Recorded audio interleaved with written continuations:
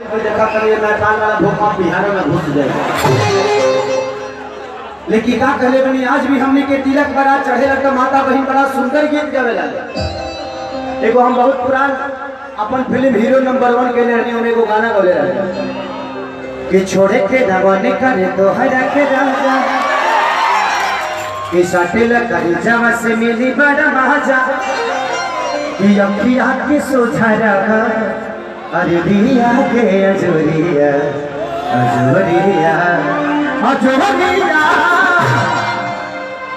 तब बोलिया बोले लूरे गोरिया अरे जैसे बोले कोई लारिया।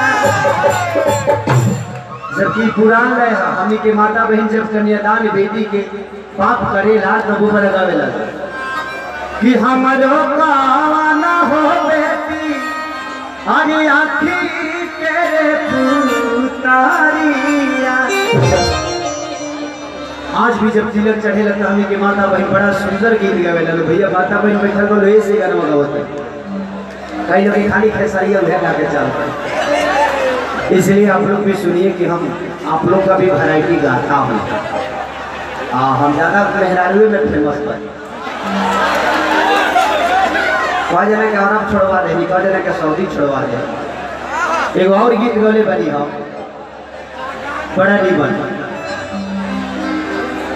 कि जो ताब से हम कहीं बड़े जाब से अइले ना सहिया मोर जाब से रे भौजी रे।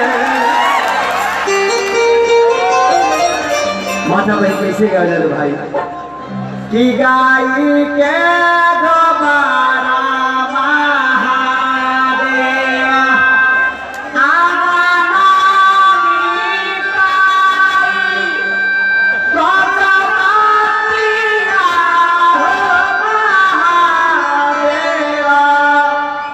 चौका पुराई सुनिए शिवा शिवा के दोहाई चौका बैठाना महादेवा गईले